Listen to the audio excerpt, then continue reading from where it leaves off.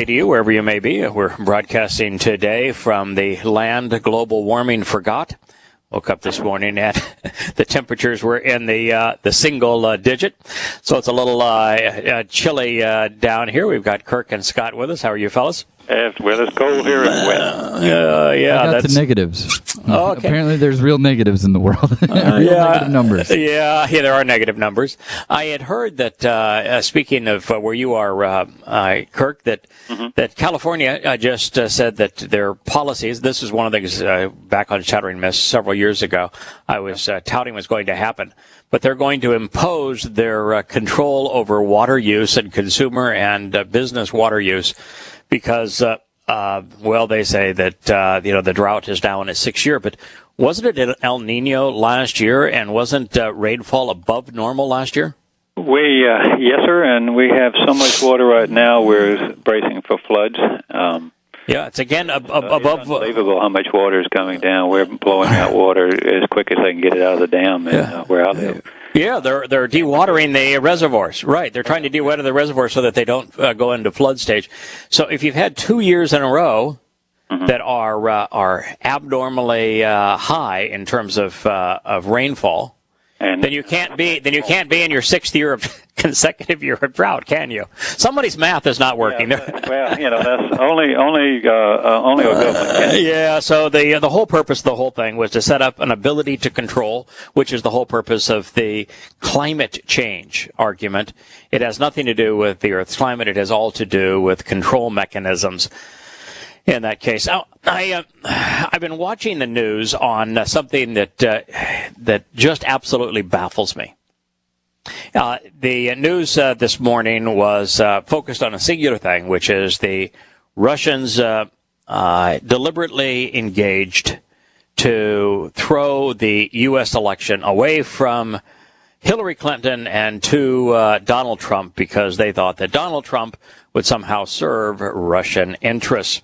And I don't think there's a person in any one of the three venues, the Democrats who are promoting it along with the media, the intelligence community who have now begun to promote it, or the Trump campaign, I don't know if you call it a campaign or administration, is between the two, who doesn't seem to have any intelligent response to it. And yet it is also enormously clear to me. And let's just begin with, if your email communication causes people to lose respect for you, is it the fault of the individual who exposes your email communications or your fault that you lose credibility? Well, my question was, did they tell a lie or did they tell the truth? If they told the truth and repeated what you said, then the chips fall to you, not them. Right. Is there anybody on the Democratic side, because their emails were exposed, that is saying, oh, no, the Russians changed what we wrote. That is not what we actually said. No, there's not been a single accusation of they changed what we wrote. So it is what they wrote. And if what you actually said causes people to lose respect for you, then it's not the fault of the individual that exposes you. It is solely and completely the fault of the person who wrote that which was self-incriminating. Correct? Now, why can't Trump say that? Mm-hmm. Now, the next thing is that I heard today that that the reason now that they're willing, the CIA, the NSA, the Director of National Intelligence, the FBI, the reason that they're all in lockstep now saying that the Russians did this deliberately is because the United States intelligence community has intercepted Russian emails and telephone conversations congratulating one another on the role that they played in the election of Donald Trump. Now, do you think that with that reporting, there'd be somebody amongst the talking heads of the liberal media would say, uh-oh, we just exposed our problem here. If, in fact, the United States intercepted Russian emails and telephone conversations, then aren't we as guilty as they are? In fact, are we not guilty of the very thing that we're accusing them of? Of course. And if that, according to McCain, is an act of war, did we not commit an act of war against Russia? And oh, by the way, haven't we been doing this now for decades? Well, not to mention that if that's the case, if that is an act of war, isn't technically the NSA and all the stuff that they were collecting, isn't that an act of war upon the American people by our own government? According to if McCain had a brain, that would be correct. That is the only logical implication of any of this. And when you realize that Snowden exposed the fact that the United States was spying on both the emails and telecommunications of Merkel of Germany, and of the past 4 French presidents, as well as friends and enemies alike around the world. How in the world can anybody say that we ought to put sanctions on Russia? For example, there was a senator who said, that Obama, when he found out about this, all he did was toss a pebble at the Russians. If it were up to me, we'd pick up a big damn stone and throw it at them. When you live in a glass house, you don't throw stones. Do you think it's possible that senator doesn't know that the United States is more engaged in listening to and reading the emails of foreign governments than any other country? In fact, more than every other country on earth combined. We're the only ones who have that kind of capacity. Well, they do it to their own. They do it to us American citizens. They do it to our allies. So why can't Trump just simply say this? Why can't he say, "Listen, here's the fact of the matter. If Hillary Clinton's emails and the DNC's emails embarrass them so as to cause people to shift their support, whose fault is that?" And second, right, how is it that exposing the truth has ever been an issue in terms of a democracy? Now, I want to ask you one other question. Have you ever heard the old adage that you should never throw stones if you live in a glass house? Who do we know in the world who has done more of this than any other country in human history?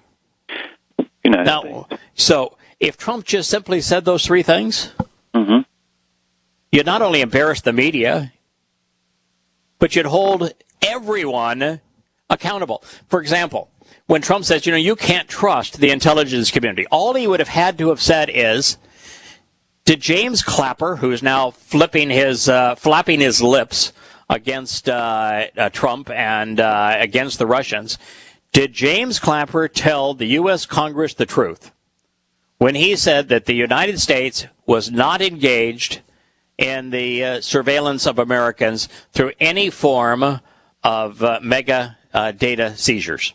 No, he totally lied. He was under oath, and he deliberately and knowingly lied to the United States Congress. And he's still there. So why would you trust him now? Trump brings up all the time, he says the reason you can't trust them is they were wrong about the weapons of mass destruction, and therefore look at the mess we have now in Iraq and Syria as a result of them being wrong. They're wrong on major issues. There's an issue here. You don't need to go back that far. There's a book coming out that is written by a person that just despises Snowden, and it claims to be unbiased, and it's one of the most biased pieces of trash that I've ever read. But I'm biased as it relates to Edward Snowden. I think Edward Snowden provided America one of the greatest gifts in the nation's history, as did WikiLeaks, by exposing the fact the United States was involved in breach of its own constitution and unreasonable search and seizure. By the way, Snowden, to no benefit of himself. Right. He has gained nothing from it. In fact, he is exiled from his friends, family. Right. Right. So he hasn't gained anything from it. Right. Now, this individual says the reason you should be opposed, you should praise Snowden for revealing the fact the United States government is out of whack. And he says, but intelligence is a most important part of governance, and that we need it. And he therefore did things that that somehow made our intelligence capability less robust. Well, I'd make it less robust. I would take it to zero. Can you show me anywhere where it's done something really positive? No, as a matter of fact, the only example they could give when Dianne Feinstein and James Clapper were trying to justify the NSA right after Snowden's release of information. This goes back years ago. The only example they gave is an individual that I spent 3 shows exposing his history on Shattering Myths, and that was the example of the fellow that they said they had prevented this specific guy from by terrorist acts by the NSA, as in fact he is one of the most ruthless terrorists in the world. He's the planner of the Mumbai terrorist attacks that killed between 200 and 300 people, and both of his ex-wives testified to James Clapper when Clapper was with the FBI, telling him precisely what he was going to do, and yet Clapper did not divulge that information. And he went ahead and perpetrated that attack, and hundreds of people died as a result. And James Clapper knew that history when he said, no, there's the person that the NSA kept from committing a terrorist act. No. You knew that he was a drug dealer, that he was part of the Taliban. You tried to lure him with money to be a double agent. You failed. He killed hundreds of people. And you think the American people are so stupid, I mean, for the most part he was right, that you'll be able to use that, your greatest failure, as an example of your success, and then you're going to go after the integrity of Edward Snowden, which he has? It's just utterly reprehensible. But we do have a woman in shining armor. Yes, Michelle Obama came out today and said that she hopes that the way that she acted in the White House made Americans proud. I just heard a laughter from downstairs. Oh my God, makes America proud. Why would we be proud of a woman who married somebody that was elected to office? What on earth? Did she do something noble and jump out in front of a runaway train to save a preschool? Did she donate her own personal money? Oh, she didn't have any to some greater good? No. What she did is she went from never ever having worked in her life, just like her husband, to living high on the hog, now renting a extraordinarily expensive home outside in actually Washington. Mm-hmm. This is the woman that had the taxpayer spend tens of millions of dollars to trot she and her children around Europe and around Africa. She is the woman who decided that, other first ladies have had 2 or 3 staff who have supported their charitable endeavors, and she increased that by 10 to 20-fold. And she said, I led by example. I don't know many examples like that. Do you have anybody providing you with a mega airplane to fly your family around the world and paying you, for providing you with huge staff and the like? Oh, how about the $50 million home that they stayed in every year over the holiday break in Hawaii? Mm-hmm. Now, how does one on the salary of the President of the United States pay for a stay at a $50 million home? That's a good trick. I can't do it. And I made a lot of money. Yeah. You just bleed the public. Oh my God. We are really in some interesting times, aren't we? Yeah. The last thought on the thing about the exposing about the emails and all this. Yeah. Uh-huh. Doesn't it tell you something too that if you doesn't it expose their ineptness to keep a secret? I mean, no matter what came out, if nothing came out negative in their conversations, that should tell you don't trust these people. You can't tell them anything. They'll communicate it, and anybody can find out. There are times when you don't want everybody to know everything you got to say. For example, today Trump is trying to get Congress to investigate how NBC News got the national security update on the Russian involvement in the elections 4 or 5 hours before he did. It's top secret. How do they get it? So somebody in the United States national intelligence community gave a copy of a report written for the President of the United States to NBC News. Now, would you trust such people? No. Of course not. Of course not. I'd want to put them in jail just because you want to tread in this water. You got to play by the rules. Yeah, I have no issues on the fact that people keep secrets. We all keep secrets. Sure. But you know, if you write an email and you're not smart enough to know that the United States and other countries around the world have the capacity to read what you wrote and can use it against you, you're an idiot. I mean, if you were to say, you know, let's just say that that the three of us have this great scheme that we're going to defraud the Federal Reserve out of $1 billion. Would there be any one of would any one of the three of us decide, you know what I think I'm going to do is let's lay out the details of our plan by email correspondence. And then let's talk to each other on our cell phones. Yeah. And then why not? ISIS does that, do they? Why don't we also post it all on Facebook? Well, I'm so slow in that area, but even I know better than that. I'm going to say that's probably a good thing for you, Craig, because nobody believed that you came up with that plan. But I think that's right. Kirk are going to jail. We are being facetious, but for a purpose here. Well, it shows ineptness. It shows they're liars. It shows that they're two-faced. Yeah, but it also shows that Trump and his gaggle of thousands can't think their way to an intelligent response. Well, he said he was going to delegate and have all these people that are so brilliant in all their fields that issue. And where are all those people now? Why are you telling him and nobody else? Right. There are three absolutely perfect answers. Maybe even more. We brought up more than the three. But you've done shows that are better. Yes, you should right. Go back and review your show so we know what to say. Oh my goodness, it's just stunning that we have dumbed down the country to the point where there doesn't seem to be anybody that can think. Yeah, it's very sad. I have to tell you this. It just came to me. I forgot.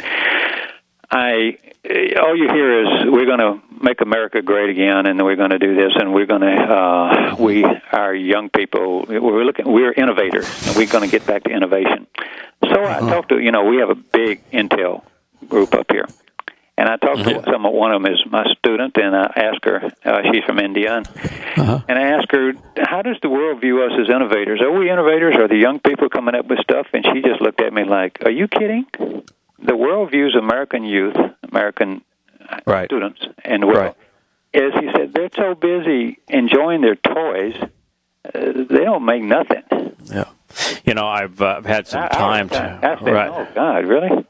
I've had some time to spend around in the collegiate environment, and what I have found is that the majority, overwhelming preponderance of graduate students. And it doesn't matter if it's in engineering, the hard sciences, medicine, law, but the overwhelming preponderance of graduate students. I don't much care about education. Don't much care about because I think getting a PhD to teach is an utter waste of time. But in the difficult, what they call STEM, mathematics, sciences, and engineering, and mathematics. The overwhelming preponderance in American colleges are foreign students. There is a disproportionate number from China and throughout Asia. China, Korea, Japan, Taiwan. We're allowed to use that name, I guess, Taiwan. There's a disproportionate number from those countries, from India and Pakistan, even from the Muslim countries, And they're learning the sciences and engineering, for example, and the law in American schools, and then going back to their countries. Yeah. Well, UC Irvine, where I used to live in Orange County, UC Irvine was dominated by Asian students. Oh, when I used to visit my son when he was getting his master's at UCLA, there in his class in graduate school at UCLA in aeronautical engineering. Mm-hmm. At UCLA, there were like 250, 300 students. You know how many Caucasian Americans there were? 10%? Two. Count them. Less two. My son and one other. Wow.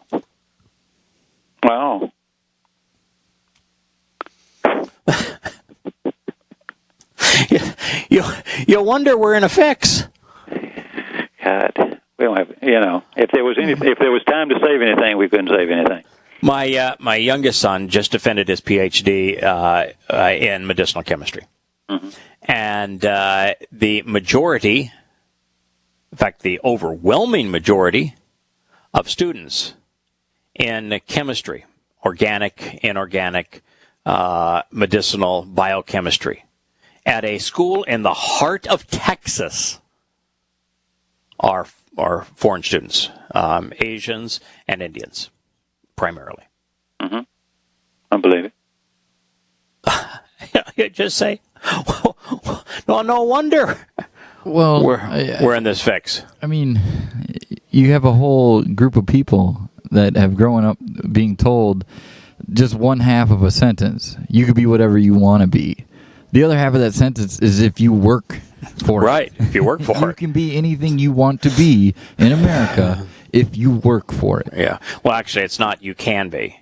You have the opportunity. Opportunity, yes. Right. You have the opportunity, and it's and yet, even if you make enormous sacrifices, if you have tremendous ability, if you have a great plan, if you execute that plan at a 99.9% correct decision-making level, and if you're willing to outwork everyone, you still have a chance to succeed, but there's also a significant chance you won't succeed and that you'll lose everything in the process.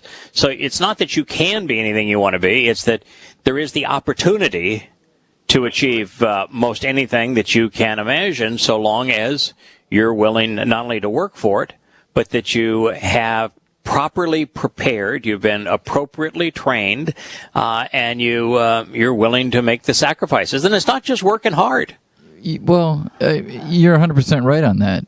But there again, as you're working towards your goal, other opportunities will open for you. It's not like I said to myself one day that I'm going to be an audio engineer. Uh-huh. I never said that to myself. Right. But along the way, I did stuff, and opportunities have opened. Right. And I mean, and that's what. And by the way, if you hadn't prepared in advance to succeed at what the opportunities you were given, what would those opportunities have been worth to you? Nothing. I tell my my eldest son is married, so this is advice only for my youngest son who's not married. And I say, if you go out every day and you ask 10 women out to dinner, you will never dine alone. Ever. One of the 10, if you engage in conversation, are interested in who they are, and are a gentleman about the whole thing, every day you'll dine with someone interesting. If you are not engaged, trying to get to know people, trying to create something, trying to further yourself, trying to help others, if you're not engaged, you're not going to find any opportunity. If I were to sit in this house all day and watch television, the only opportunity I would have would be to grow old, weak, and fat. That would be my opportunity. Well, you'd have a lot of things that you could buy off of infomercials and stuff, too. Oh, there you got opportunity there. Yes, and be broke. And be broke. Oh, don't worry. If your debt ceiling gets too high, you can just raise it. That's all you got to do. You're not going to find an opportunity, nor a date, by spending your time on Twitter or Facebook. You've got to engage. Talk to people. Get to know them. It's when you were doing other things that led you to be an audio engineer, Scott. One of the things you did is that given the opportunity, whatever it was that you're doing, you engaged with people. You talked to them. You found common interests, and one thing led to another, and opportunities materialized. We seem to have lost that as a nation. You know what I see that we've lost a lot is because we don't have any manufacturers to speak of, and because the chain stores have become the biggest customers in retail instead of all those thousands of moms and pops. The salesman, if nothing else, if you knew your business, you could take those products in your business and go out there and sell them. And you had a great career. People that did not go necessarily to school, or even if they did, it wasn't their first choice. But if you got into sales because of your expertise, there was tremendous opportunities in sales that don't exist anymore. That's true, but sales is still one of those jobs that most young people today are not interested in pursuing. Yeah. Because it's a wholly performance-based occupation. Yeah, my entire career has been on either commission or yes. If I don't earn it, I don't get it. It's no salary. Right. Yeah, my first, I guess from I was 21 through about 29, maybe 30. 100%, maybe even 31, 32. 100% of my income was commission. Mm-hmm. And it was commission on sales that I had made 4 weeks earlier. And so if you have to learn how to plan. if you took a vacation, others would get the sales that you wouldn't get. Yep. If you weren't effective, somebody else got those commissions. You only earned a commission. There's no base. You only earned a living if you could, in fact, perform. No guarantee. No guarantees. No, I just happen to think that it's a marvelous way to live. It's tough, and I don't think there's anyone who has ever sold who has been told yes more than they've been told no. My first year, I was told no so often I thought it was my last name. I'd like to meet that guy.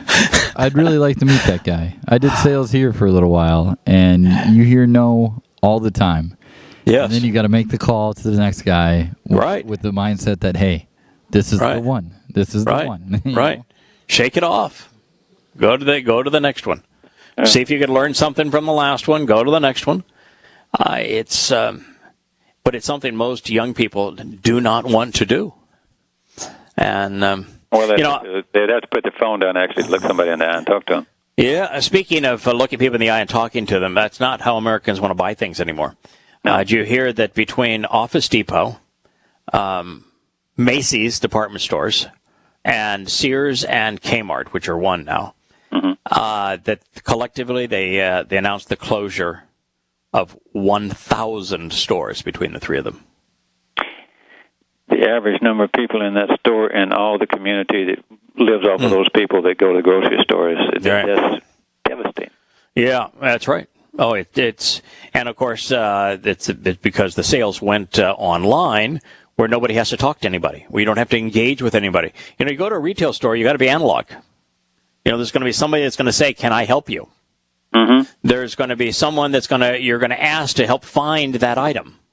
There's going to be someone that's going to be at the checkout line. And so, you want to go to a retail store, He didn't touch it. Yeah, you're analog. You've got to engage with people. But online, no, you don't have to. And so, all those people who are engaged in the real world just lost their jobs.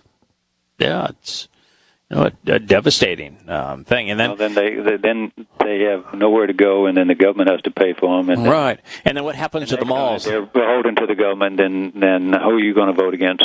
Yeah, you look at a mall that has the mom and pops. Will spiral. Right. Spiral. A mom and pop never anchors a mall. Sears, Kmart on the lower end malls. Macy's on an upper end mall. Mm-hmm. and in a mid-range mall, Office Depot. Those are headliners. Yeah. When they collectively back out of nearly 1,000 malls. Where does that leave the mall? Ooh. The little restaurants, all of the smaller stores that are in those malls. Some of the employees eating there too, you know. Well, but it's just that when you see a mall that's got its anchor boarded up, it's a kiss of death. You don't go. No. And the other people can't get out of their lease. No, and of course it's an indication of what's going to happen to America. Yeah, and it's going to be seen around the world. What it's already seen. It's our youth are so preoccupied, and that's the reason. When I say that the preponderance in the case of UCLA and aeronautical engineering, it was 99.9%. But when I say that mostly foreigners, I don't begrudge the foreigners for being there. No, I think no. If I could, no, they're working at it. I grew up in a little community called Arcadia, California. I just saw the Arcadia marching band and the Rose Parade, which I'll speak to in a moment because it made me sick. And there were 2 Caucasian faces amongst the entire band. What, 200 players from Arcadia High School? And these are Arcadia High School Apaches, mind you, and they're all Asian. Now, how did a community? And this is as rural as rural. I mean, as urban as urban gets in the sense of being in a community of just bedroom homes. Mm-hmm. Right there in the next to Pasadena, mm-hmm. Not far from downtown Los Angeles, and it's around the 210. It's 98% Asian. Mm-hmm. How in the world does that happen? And they call Caucasians a minority. Yeah. But the thing about it is, as I looked to my youngest son who was sitting there watching this with me, I said, "How would you like to compete in the sciences and mathematics at Arcadia High School?" Because those kids, they're devoted, they're committed, they work at it. Let me tell you something. The Asian community in Orange County.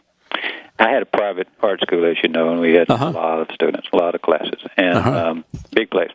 The Asian kids would come in. Here's what would happen: the mother and father would look. That's why I kept them up on the wall. They would look and see my diplomas, right, and all that sort of stuff. They would examine those things. Nobody ever examined those things, right. But they would. Yeah. Then they would enroll their kids, and I'd ask them, and I'd talk to the kids, are you interested in art? He says, not really, but my mother believes in a well-rounded education, and it'll help me in school if I take classes here. Wow. And I thought, wow, they take everything serious. Yeah, they've analyzed the whole bit. Subject matter, and you know that the average American doesn't think squat about art. Right. I mean, Right. But they took it because they saw the value in it. Yes, that it would give them a more well-rounded, education that in art, et cetera. Right, that would somehow benefit them in other ways through life. That's the way I grew up in Australia. Everything was important to an Australian school system. There was no weight-headed because math or this or that, because they expected you to be a well-rounded individual when you came out of high school. Right. Heck with college. Right. Yeah, and that's one of the things I hate about political correctness, because what it does is that everybody has to have a singular attitude, a singular perspective, a singular way of believing, and so that's one of the great faults. And I mentioned the Rose Parade. I do want to mention the Rose Parade again. Okay.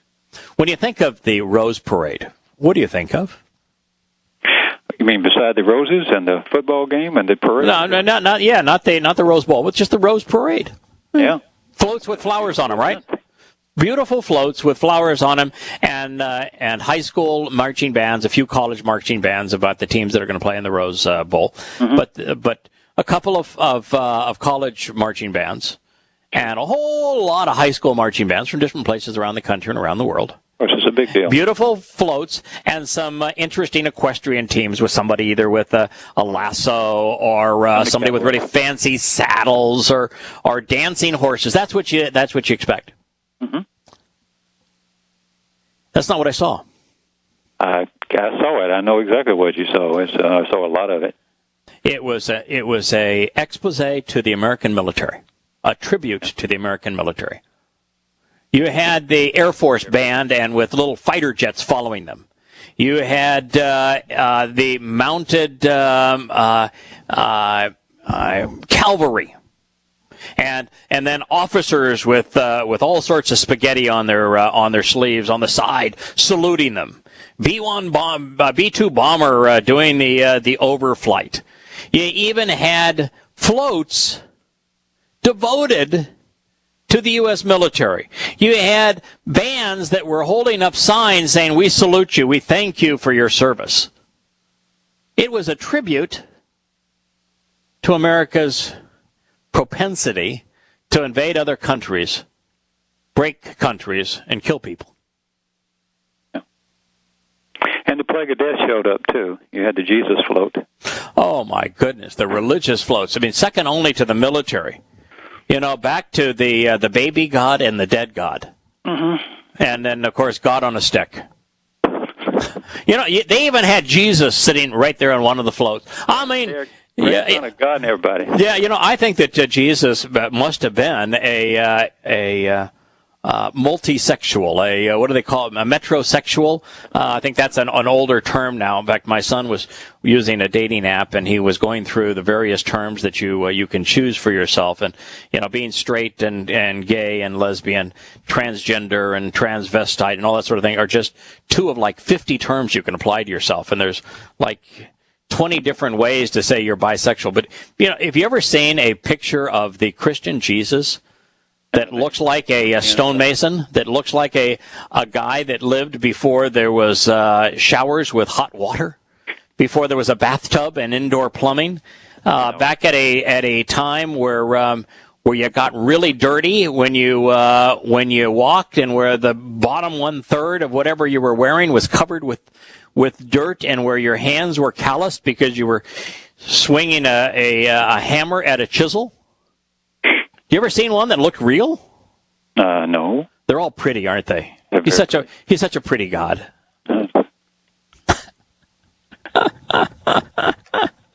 You know, between the God on a stick of Orthodox Christianity and their crucifix, you know, and holding God on a stick. I mean, even the pagans didn't do that. No. And even the pagans, when they depicted their God, they didn't depict their God as a baby or dead.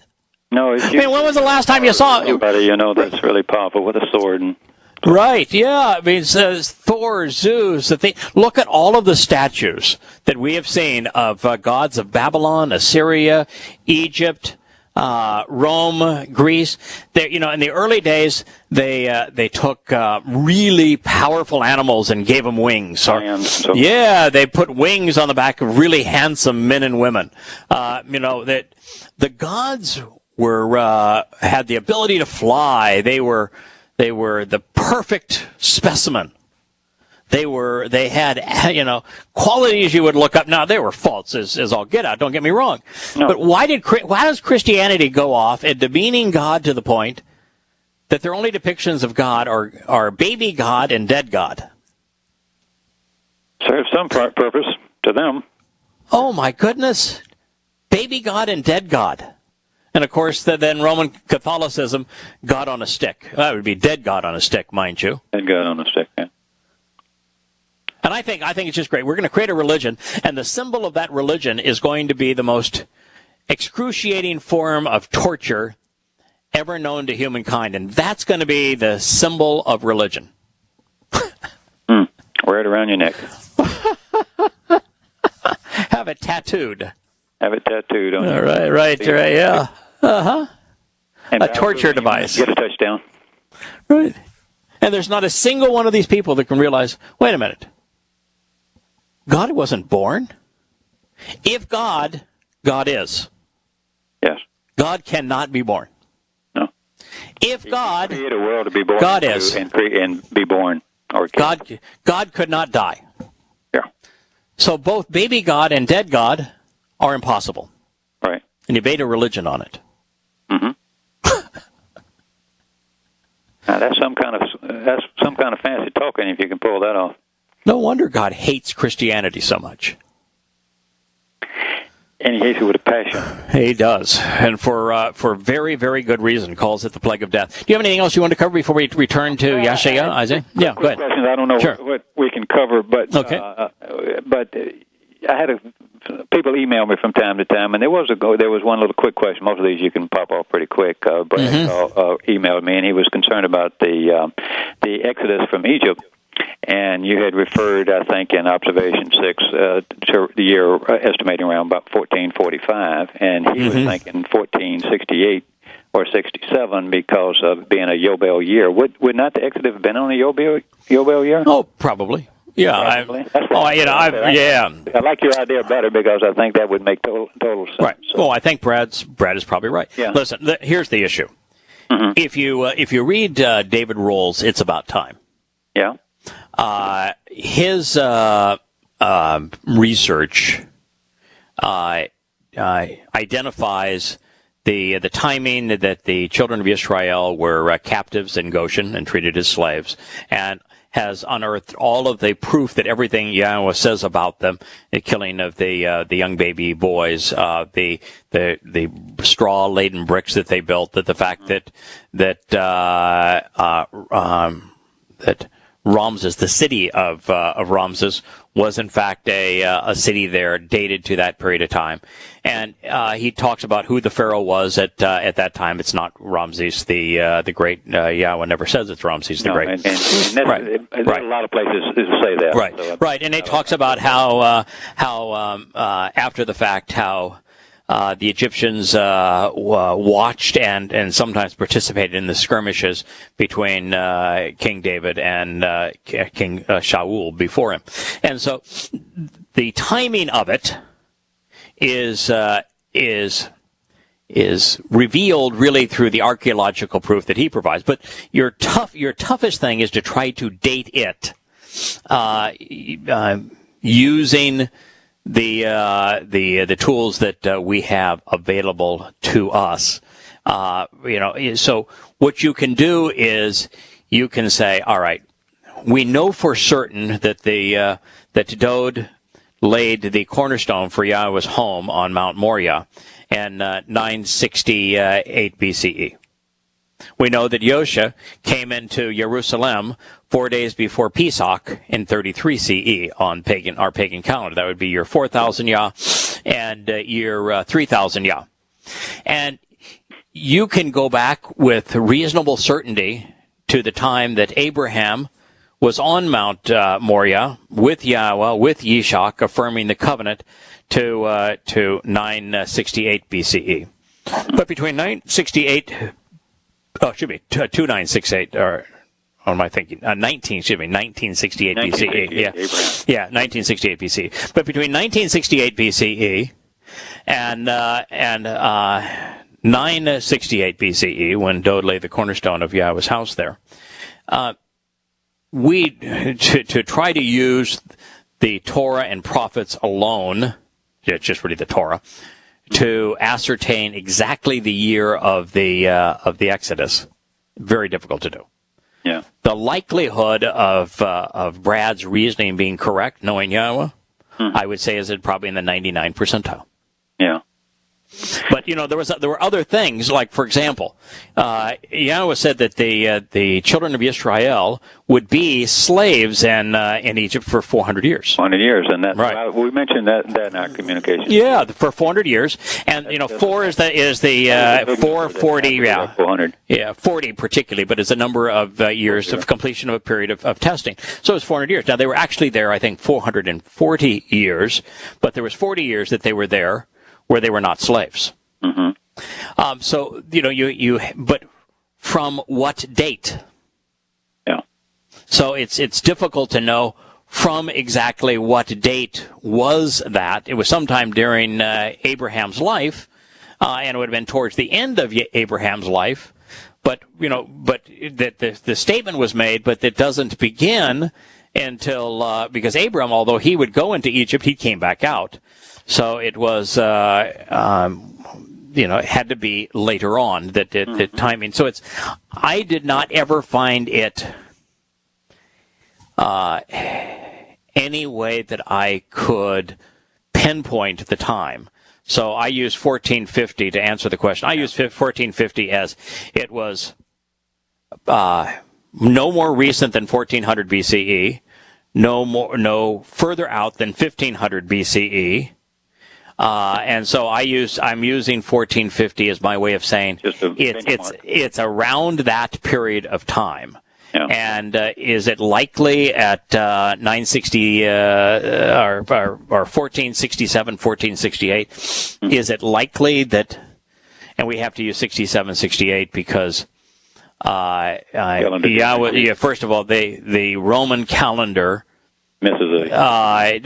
starts with year 1. It does not have a year 0. So to get, for example, from 968 to 33 CE is actually 1,000 years, not 1,001 years, because there is no year 0, and because year 1 was established wrongly at the between 1 and 2 years after the arrival of the sun, not upon the important time, which was the fulfillment of Pesach, Matzah, Bakudim, and Shavuot, which was year 4,000, and therefore occurred in 33 CE.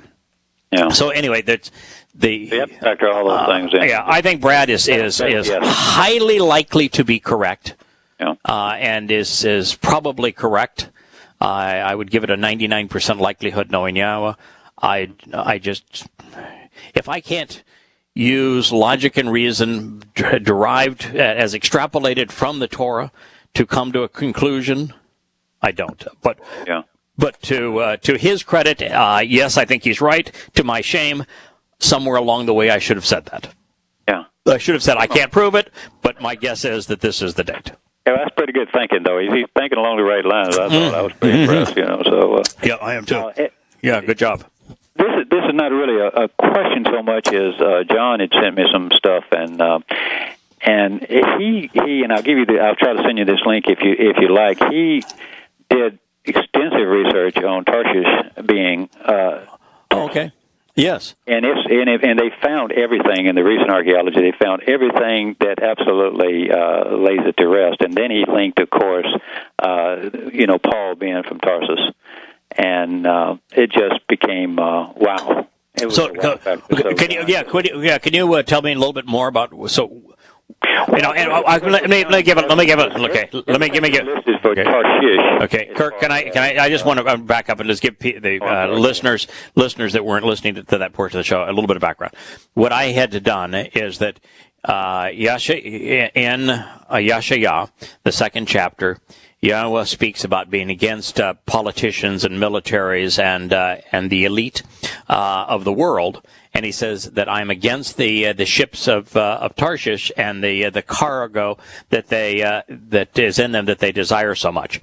And so, since he is speaking of his return in year 2033, we have to use what was Tarshish, what did it represent, that it would be used as to describe that which he is against in 2033.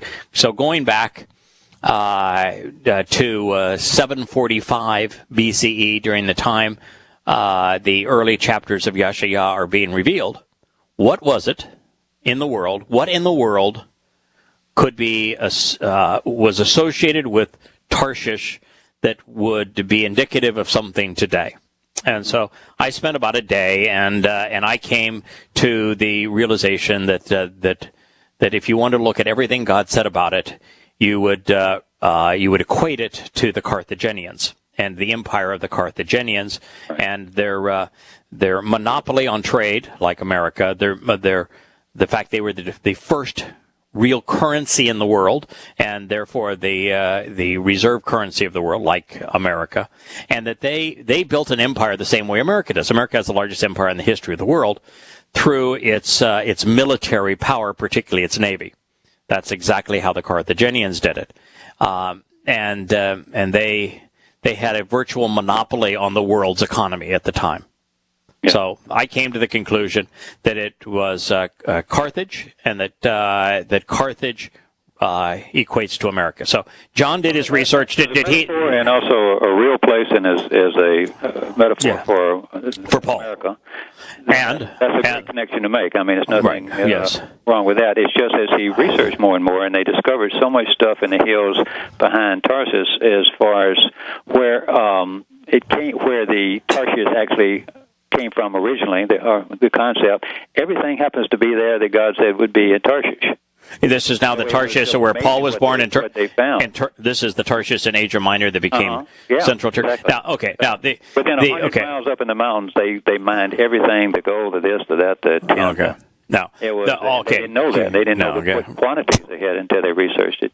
Now, and then when John linked it with, Tarsus being the home of Paul, right? And then you see the other nasty side of Tarshish. Besides just the ships, is they also and cargo. One of the cargoes Americans bring with them is during Christianity with Paul. I mean, it's just now, okay. To keep in mind that when we presented this, one of the things I said is there is an alliteration here that is interesting, in that Tarshish is this town which Paul came from, and God has more to say negatively about Paul than he does anyone else in human history. Yeah, but that Tarshish can't be the primary metaphor here, Paul, because A, there are no ships. It's inland, and B, you can't sail to it as Jonah did from Jaffa. Yeah. You can't sail to the center really of what is present day Turkey. So it can only serve, but it can serve understanding Tarshish and Tarshish, to me, right. So it can serve as a metaphor. And I think it just because one of the things we've learned throughout our analysis of Yahowah's presentations, his testimony, is that God almost never speaks on one level. Mm-hmm. And he always encourages us to look at all of the ways what he has said can be edifying. Yeah. And so for John to dig, right, for John to say, all right, there are other issues, for example, the tin and other ores that were essential for bronze and iron that were found there, the golds and the silvers, to have it be a rich mining place because of what is said about it elsewhere in the Torah and the prophets and the writings, and then to say. And it serves as a perfect metaphor for, since Yahowah is so against Christianity, for Yahowah to use it to say, right, the place where Paul is going to emerge now, what is 800 years before he emerges from it, God's going to condemn the place. Yeah. So, likely it's likely that he's correct. I would be fairly certain that it's not the primary metaphor. No, I just thought boy, that's a connection, though. Every time you find those little connections, especially when you translate or something, you say this, and then this is this, and you go, wow, that's a wowie. Yes. That's the reward for doing it. Correct. Doing this type of research is so good. Yes. And that's what we try to encourage people to do, is that go beyond, go beyond what we say, what we have learned, what we share, and the more you go beyond it, the richer your experience and your relationship is going to be with Yahowah. And the more you're going to enjoy being part of the covenant family, the more you're going to contribute to the covenant family. Mm-hmm. So, I don't know how our time going. I had one other little thing. Okay, go ahead. Okay, well, there's a little some conversation going on trying to figure out the nature of Yahowah when he returns, mm-hmm. in regards to if Yahweh returns and he comes up wretched, he's really more like a Yahusha in the sense that he's a diminished form, because Yahweh obviously cannot come into the universe without blowing it up then either, correct? Well, now here's what I can tell you for certain. Okay. And here's where I'm going to where I'm open to discussion. Okay. Yahowah has manifested himself in human form many times. Sixth thus far that we know of, where he has taken on human form. He can walk, he can talk, he can eat, he can drink, and he is seen doing all of those things. And that form is Kodesh, most set apart to the extreme, which means that you take an energy, spiritual, light-based being, you take that being, you take part of that being, not the entirety of the being, just a little tiny part of that being, and then you diminish that further in the transition from light energy to matter. Right. Okay, so he has come in that way 6 times. That's not how he's returning. And and everything with Yahowah is 6 plus 1 equals 7. It's not. It's never just 7. Never just 7. It's 6 plus 1 equals 7. And so the one that is different here amongst these visits is his return. Mm-hmm. That's the one that's different, because this return, while he still has to dial himself down. Yes. The entirety of God will not fit into a 3.5-dimensional construct. Right. Our Earth is a 3.5-dimensional construct. Even if my assumptions, my conclusions, my extrapolations regarding what is wrongly called dark matter and dark energy are correct, and that those are actually dimensions, one of attraction, relationship, one of repulsion, therefore of choice, of being set apart, even if those are correct and the universe is actually 6-dimensional, which is what I think it is, the 4th dimension being time, and the 3 dimensions that we're aware of. Oh, right. Yahowah could not create a 6-dimensional universe as a 6-dimensional construct. No, it has to be outside of that. He has to be 7 dimensions to create a 6-dimensional universe. A 7-dimensional entity cannot enter in the totality of a 7-dimensional construct cannot enter a 6-dimensional universe. It's impossible. Understood. Yeah. It's of course right back to Walt Disney and Mickey Mouse. Right. Walt Disney can interact with Mickey Mouse through implements like pen and pencil. Exactly. Draw and paint. But he himself, no part of him even can get into the 2nd dimension, much less all of him. The same thing is true with Yahowah. So Yahowah cannot return to Earth in his entirety. Impossible. So, but this time he has told us enough to know that he's not coming back in physical mortal form. He's coming back this time looking like not only the light of a star, but the light of many stars. And so he's coming back as energy. And we are going to be energy-based when we return with him. So he's coming back as energy. The question is, how much of Yahowah is going to be present in Jerusalem on Yom Kippurim in year 3000 Yah, and how much more of Yah will be present 5 days later at Sukkah once he's cleaned the earth of all religious paraphernalia and rubbish. And if that's the question that's being asked, that led to if he comes in power, does that power that the people who have chosen the Yehudim and the Israelites who have chosen to become part of the covenant and recognize who he is, they of course are being spared. Correct. This light would burn up those who were not. Does that mean it burns up everybody in the earth? Around the earth? We've used we don't have enough information. Yeah, we've used that as a metaphor. That unless you're covered with the set apart spirit, Yahowah being that energetic upon his return would kill you. The only problem I have with that is that Yahowah loves living creatures. Loves animals, loves plants. I mean, he really has an affinity. That would kill all the animals. Right, he has an affinity for life. And one of the reasons that, one of the dominant reasons for the original flood was to spare life. It will be to spare life when he returns. So I think there'll be another mechanism in play.